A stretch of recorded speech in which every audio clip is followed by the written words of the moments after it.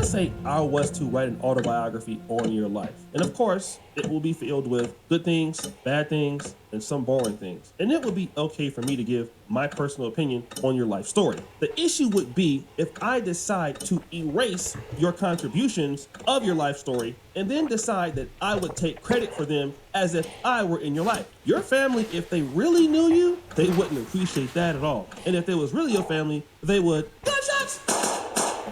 They'd probably bust a cap on my ass and get me up out of there, because nobody wants to lie on their history. But because I got close enough to your family or close enough to you, I might actually feel entitled on eliminating your contributions and then throwing my own in there. And this is what's been happening in Black America. And you've seen these situations occurring because of the Brown and Black Coalition. Now, the Black and Brown Coalition was started, I believe, somewhere in the mid-60s in Chicago. This was supposed to bring Latinos and Blacks who were both suffering from white supremacy together to fight one common enemy. And then we found out in the South Bronx, it wasn't all cracked up to be what we thought. You often hear many of these Afro-American Negroes talking about some sort of Black-Brown coalition, like there is some sort of political alliance between Afro-American Negroes and Hispanics. Well, I can tell you from living here in the South Bronx that there is no Black-Brown coalition.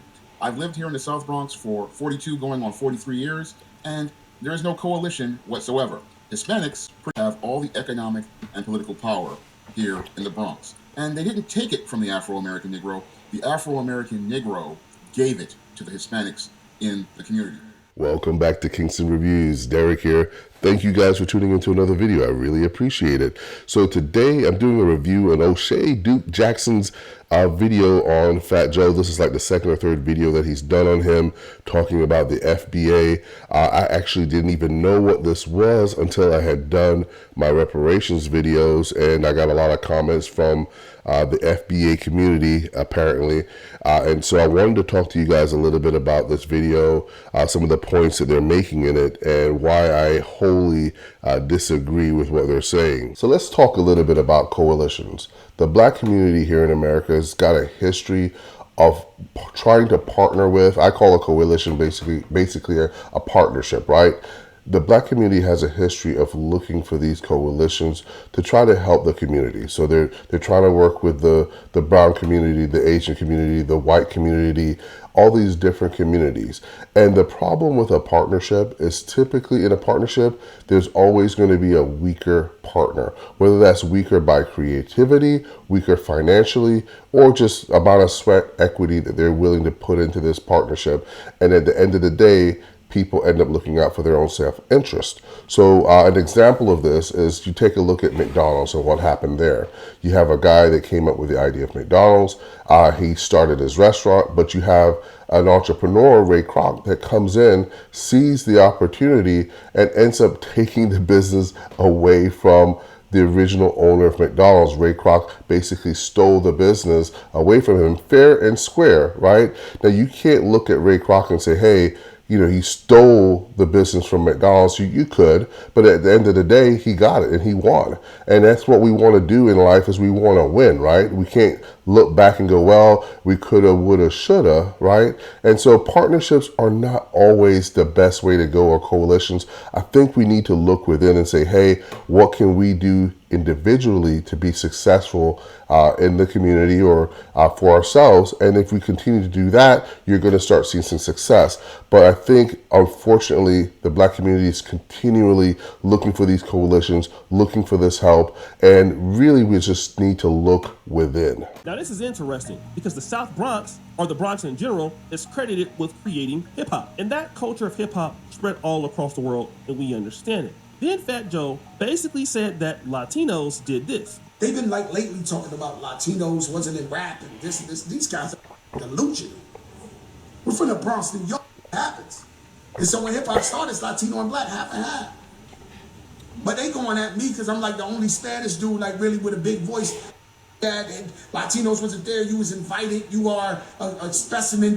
I don't know what is up with these people that don't know their facts. Now that's been the narrative for a long time. Black people were pushing back on that narrative, and we all know where that went. It took Fat Joe to go into Math Hoffa's podcast saying that FBA was a bunch of broke N-words. Then, as we know, FBA clapped back and clapped back pretty hard. Fat Joe was getting trolled online, and it got so bad that Fat Joe decided to do something about it. I resigned as host of the BET Hip Hop Awards because, not real.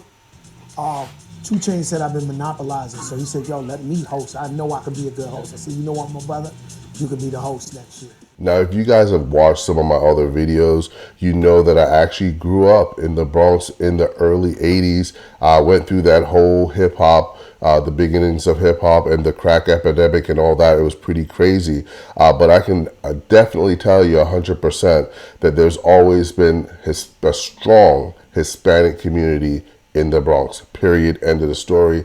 So, you know, the problem I have here with this is that blacks are always saying like, hey, I created jazz, so we own jazz and nobody can do jazz. It's cultural appropriation. That's where that even came up, is that we feel like we can own something. Well, the reality is there is no owning of an art, right? There's no owning of really anything. It's as ridiculous as if I said, hey, a white guy created basketball, so white people own basketball. That's crazy, because look at NBA teams, right? Who are the majority of players on NBA teams? You don't own any kind of creative entity like that.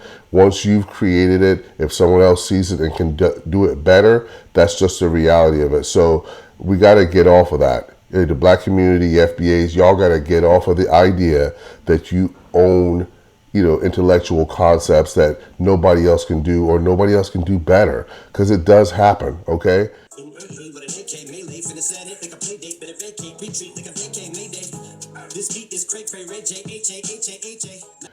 There are people that take your art and take it to another level and do something incredible that you never thought anything about it. It doesn't mean that the black community didn't create that originally, like jazz and reggae and all these different things. However, it doesn't mean that someone else can't take it to another level and take it to the masses. Okay, that's just reality. You might want to get over it. You might want to figure out how you can take it to the masses and stop griping and complaining about what other people are doing. He retired from the BET Awards. That happened abruptly, which is really crazy because Fat Joe is not African American. But again, when it befits him and he has an opportunity to grift from another community, one that he actually dislikes, it's okay. I guess it's fine for him to give back something that he never qualified for in the first place. But as we know, Fat Joe decided that he would continue on rapping and doing his thing. And that leads us to this post that Brother Tariq put up on his Twitter just the other day, where Fat Joe decided that he would go kick it in Chicago. And then something interesting happened.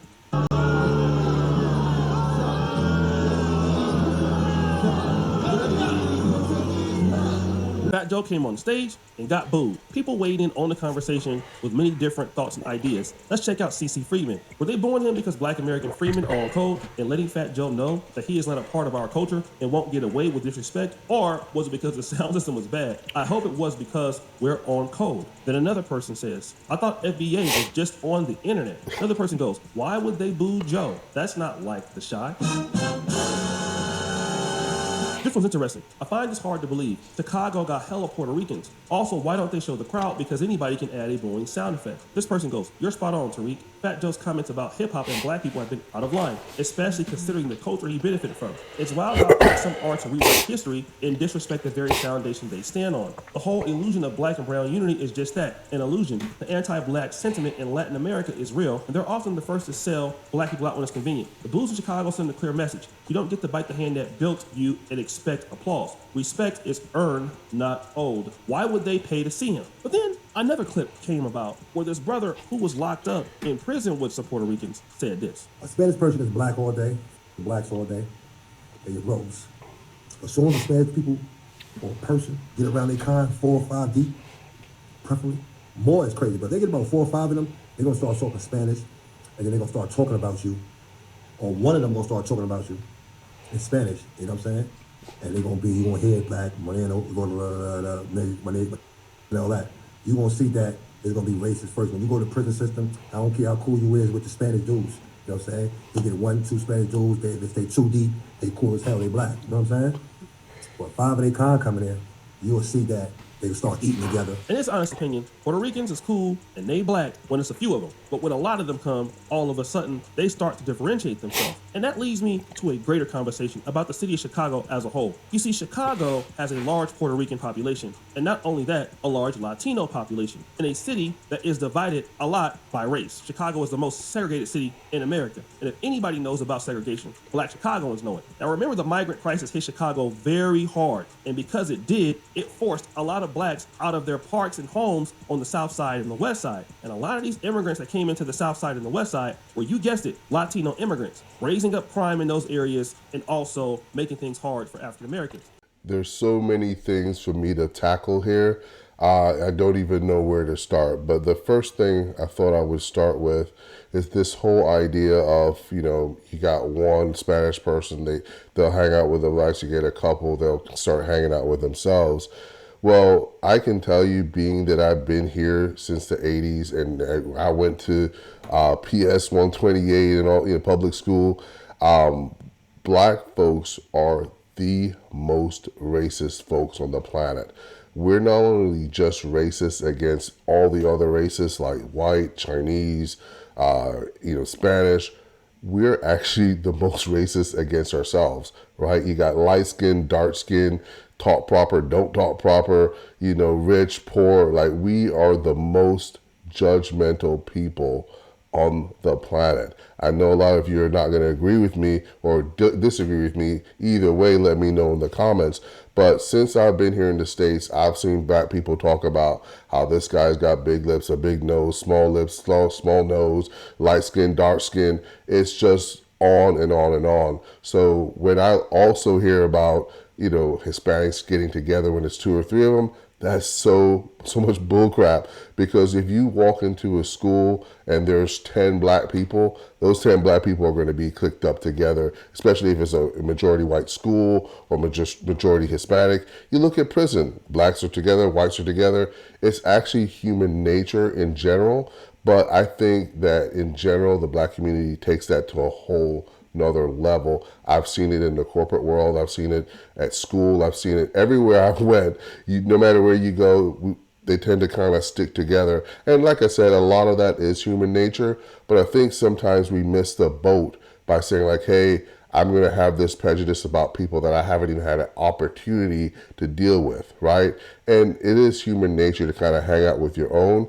But I think black people, we take that to a whole nother level here in the States. FBAs, that's basically what you guys are doing. You're even separating yourself out and saying fundamental black Americans. We're yet another group within the group. So that's crazy when I hear all this talk about how other groups are doing this, but we refuse to kind of look at what you do here. Like, what are you doing in your own community? And the most laughable part about this was about the other groups coming in and committing crimes. And 100%, I'm sure that's true. But in Chicago, the statistics on school shootings, on gang shootings, on shootings in general is ridiculous. Preliminary numbers show 617 murders last year, down from 709 in 2022.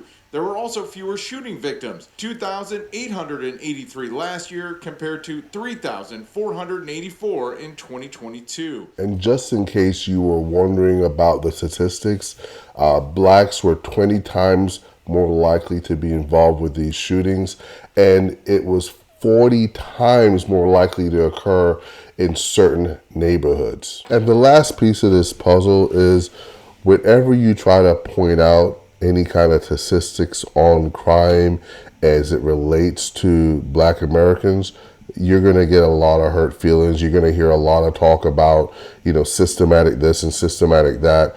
But at the end of the day, I think we need to pay much more close attention to our behavior. Like, if we're doing things that are bad, we should be expecting these bad results, period. And in Chicago, it's laughable to talk about other communities when it comes to gun violence and crime. when the black community in Chicago is absolutely off the chain when it comes to crime. So if anybody would understand how much this black and brown correlation don't work, black Chicagoans know it. And black Chicagoans are the one that's been raising the most hell out of any other minority group in America when it comes to the migrant crisis. So when people are saying this is booze or it could be fake, no, it's not fake. I believe these are the growing tensions that have been happening in Chicago between African Americans and Hispanics for a long time. And for somebody like Fat Joe, who built his career off the African-American community, he needs to understand how he was disrespectful. Now, I want to go back to the first guy who talked about the situation, Brother Sean James, with African-Americans basically giving their power away to those people in the Latino community. Now, some may not agree with that assessment and say that's just a little bit too much, but you can give your culture away or your community away by just being apathetic. And if you're not developing businesses in your community, if you're not working with your community, you will give it away because you're letting somebody else come in and do the work that you should be doing. So what happens? They get to rewrite history and they get to be able to say, we built this country. That's what you hear, John. Now, once again, Oshay is making a point here about that we need to do our own businesses, and I get that he's actually making some good points here, but words are really important.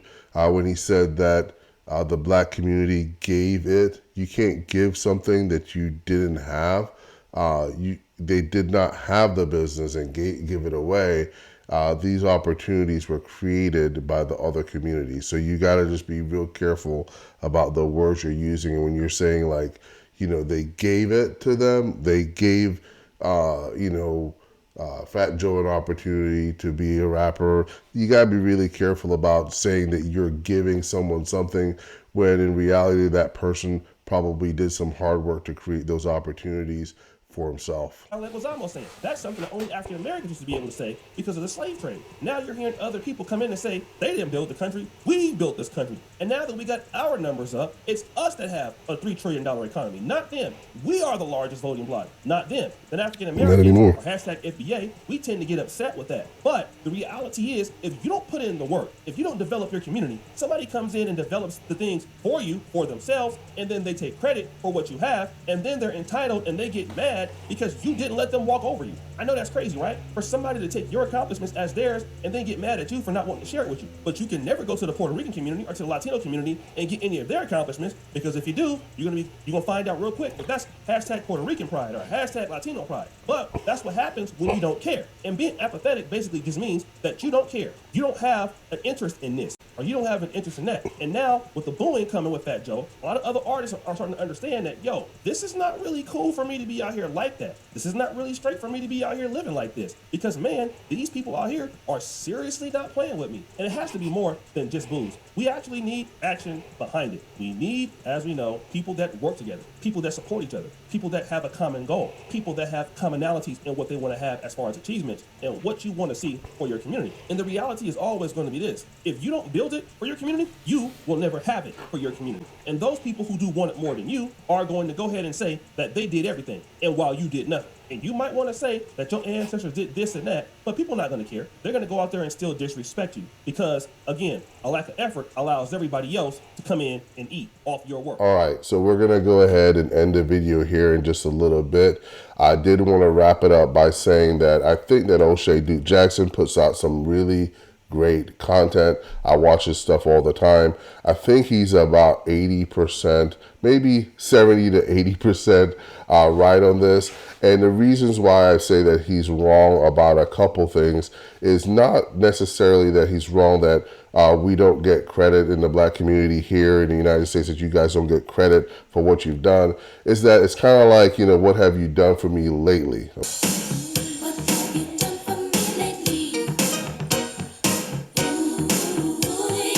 Okay, nobody wants to hear about the past, right? Everybody wants to know, like, what are we doing today?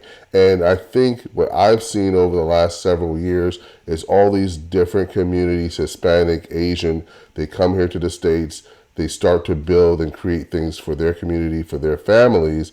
Whereas I think the black community, the FBAs, you guys are just out there talking about the past and how great, you know, what you did and how great it could be. But I think we need to be more focused on what we are actually doing here in the States now. Like, what do you do every day? Are you smoking weed? Are you doing illegal things? Are you, you know, cashing fake checks for your boyfriend? You knew this was probably on check. I just knew that the chat? That you knew was fraudulent. I don't know. I don't know where they got it. You showed up here in scrubs with a stethoscope, and your only job as a server, you knew what you were doing. No, I just did what they told me to do. Are you dating a guy that's a scumbag? Are you dating a girl that's a scumbag? You know, this is the type of stuff that's going to make the difference in the community. I know I'm really talking to deaf ears. I know most of you guys will probably put a lot of crap in my comments, but at the end of the day, I think the results speak volumes. At some point, you can't always just blame a system, blame others. It's kind of like being on the basketball team, right? You have a chance to hit the game-winning shot. If you miss the game-winning shot every single time, at some point, you're going to get benched. Smith, no. Stripped by Michael. Smith again blocked. Smith again blocked. Smith again the rebound. Finally, Horace. I had the Michael. 3 seconds. 2. I had the BJ. He lays it up. The Bulls win. Whether it's wrong or right, the winner tells the story and goes into the history books, and the loser goes into obscurity. And that's just how it is.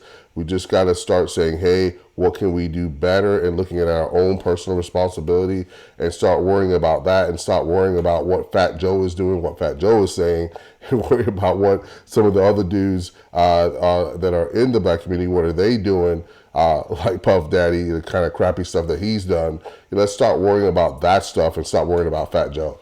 If you guys like content like this, don't forget to like, get in the comments. Don't be a coward. Let me know what you guys think, right? And don't forget to subscribe to the channel. Thank you guys for watching, and have a great day.